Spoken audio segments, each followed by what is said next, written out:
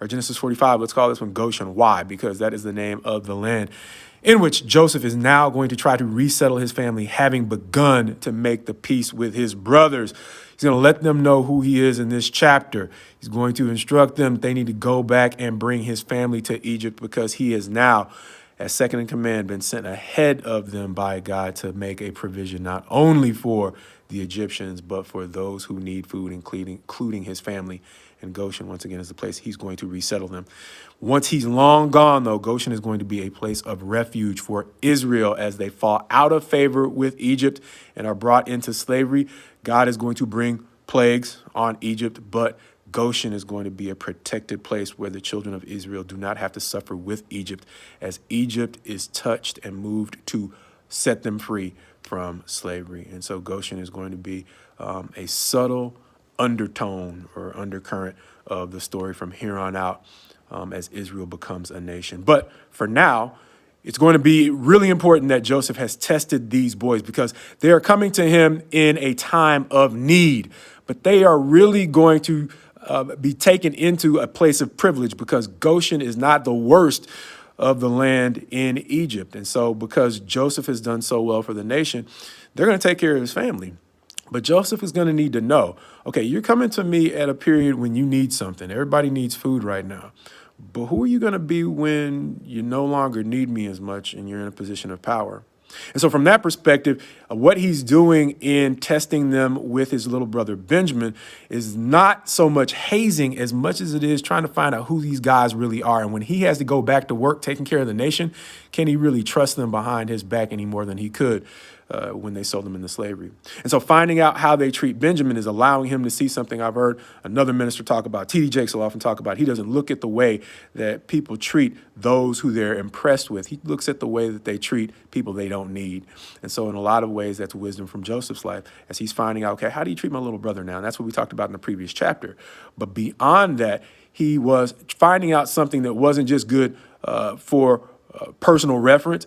It had a lot to do with the way he's going to treat them going forward. See, because they sold him into slavery, he's going to take care of them all. That's something he's going to spell out in this chapter, but he's not going to take care of them all the same way. He's going to continue to bless Benjamin more. And he needs to know if the same maturity that they've showed over the short term is something that is a deeply ingrained part of their character, and it is who they will be going forward. Understand this. I just heard a gentleman talk just yesterday, I think, about what it was like when he first got money and his family started making requests. They were real humble, of course, when they were in need. He had to be careful asking them how things were because it could always turn into a request for money. But he noticed there was a difference when it came time to go and talk to those who he had given out loans to as opposed to just gifts. And the same people who were really humble on the front end could be really flippant, which means really rude about answering him in terms of whether or not they were going to pay him back at all. And so it reminded me so much of when folks ask me sometimes about what it was like in Houston, which is storm country, after some of the storms. And I remembered that we've been blessed to have added to some of our church numbers folks who came through from storms like Katrina and whatnot, who were actually a blessing. But that wasn't the story with everybody. Why? Because everybody was polite when they were in need, but only some folks continued to be polite once they got what they needed. Other folks showed you who they really were. And that, in a lot of ways, is what Joseph has weeded out with his brothers now. And so what's the lesson for us? If you have ever been in need, you probably, if you're honest, you can say, my attitude is probably a lot different when I'm desperate than when I'm full.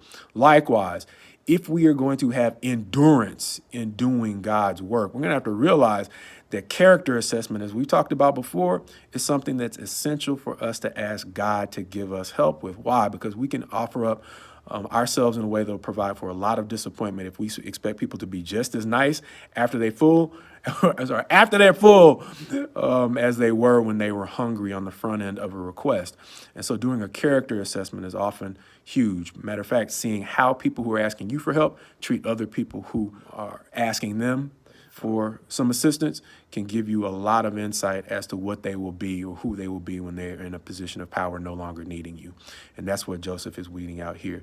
He needs to know who these boys are going to be once they arrive in the land of Goshen. Likewise, you need to know who the people around you will be once they arrive in their land of Goshen.